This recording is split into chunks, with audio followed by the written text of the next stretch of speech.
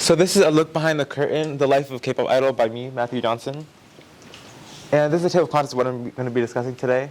The first is what is K-pop, the history of K-pop and what it is and why it is what it is today. The second going to be idol training period, the process idols go through to become the idols they are. And the third being an idol, and that depicts what it's like to be an idol now in the current times.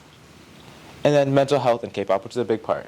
Then, because idols are subject to so much pressure, and this caused some of them to develop mental issues. The first, to remind everybody, my research question is what percentage of high school students at Westview High School would survive the harsh life of a K-pop idol, and what correlation, if any, does it have to personality type?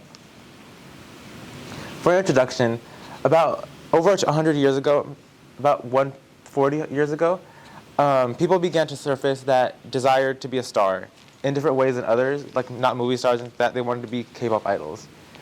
And according to the director of Blackpink's documentary, those people had to work weeks at a time without breaks, and they would work 14-hour days sometimes. And a lot of people discredit that and don't take it all into account when they consume the content they consume. This discredits the work of many idols and the producers and everything that goes into it in all. And that's why this paper will determine the percentage of high school students that we'll see in 6 months based on their MBTI personality type. The data needed to answer this question will be collected through a survey, and that survey will be then categorized into different percentages of the people that would survive. And this research is significant for many reasons, but the most important is because it brings awareness to the K-pop community and as a whole, and acknowledges what goes into it. And it also might intrigue other people to become a part of the community. And so the first section, what is K-pop?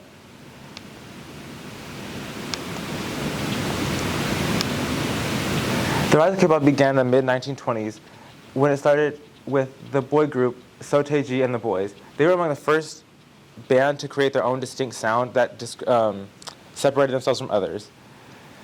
The demand for K-pop grew because of the economy.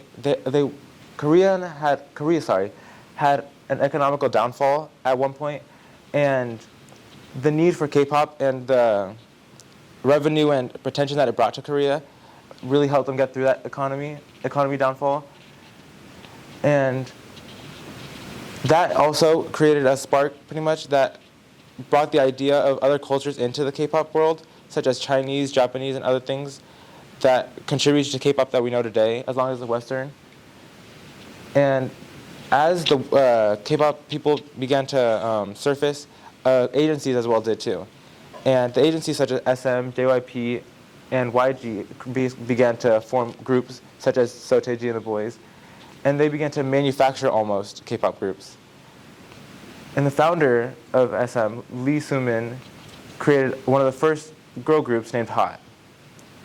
And then Sui Lin Ho introduced the idea of manufacturing idols in her paper titled Fuel for South Korea's Global Dream Factory, the desires of parents and those who dream of becoming K-pop stars. And for the second section, idol training stage. The training stage begins at different ages for different people. Such as Crystal, a known K-pop idol, began as young as 8. The average trainee can train for up to 19,000 hours a year. The training consists of vocal, rapping, dancing, and some even acting for their music videos. For some, English classes were also crammed into that busy schedule.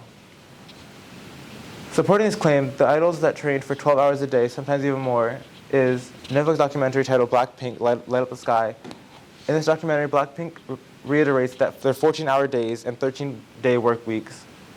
Most companies hold monthly evaluations to test the trainees and see if the practices that they do really benefit them and help them.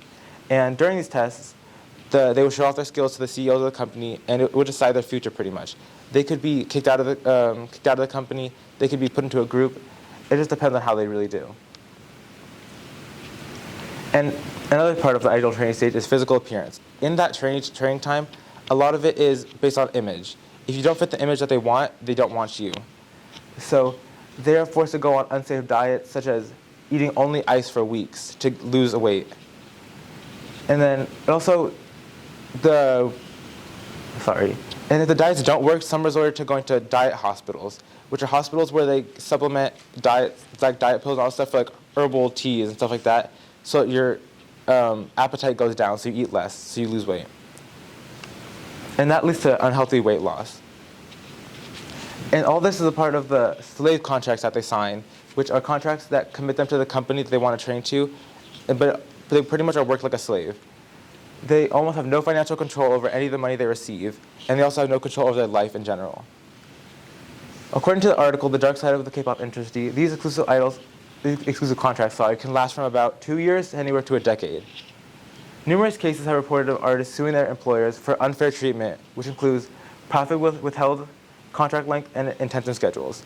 In 2009, 3 members of the K-pop group named DKB took their company to court. In court, one of the reasons they brought up for suing was a 13-year contract, which they couldn't break. And for the third section, being an idol. Being an idol is not made out to be as grand as it seems sometimes. Idols can seldom go out without being recognized. In order to prevent being recognized, they wear large hoodies, black hats, black jackets, anything to hide themselves. And sometimes it is surprising that some idols sustain so many injuries that they do, because it's such a physically demanding job. However, the number of incidents and injuries that indicates that idols are also overworking themselves instead of just naturally hurting themselves like you would. For example, one day, Leia of EXO was sent to hospital Leia of EXO was sent to the hospital 3 different times for 3 separate reasons in a span of 11 days.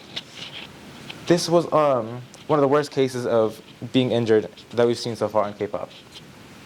Along with the physical attributes, sometimes fans also will try to get physical with the idols and do illegal things.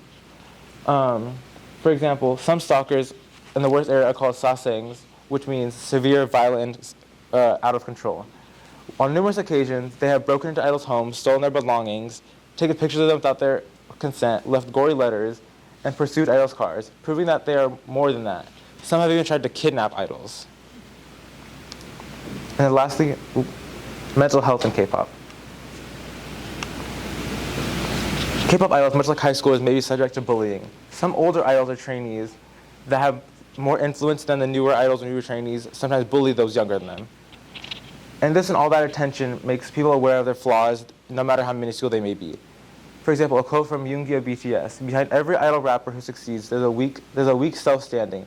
It's a little dangerous. I fail sometimes, again, into depression and compulsion." This quote is a part of his mixtape that he wrote to express his struggles with depression and anxiety. While on this dark topic, it is essential to recognize the late Jonghyun of SHINee. He unfortunately took his own life in December of 2019. In his note, he detailed how being an idol got too much for him because of how stressful it was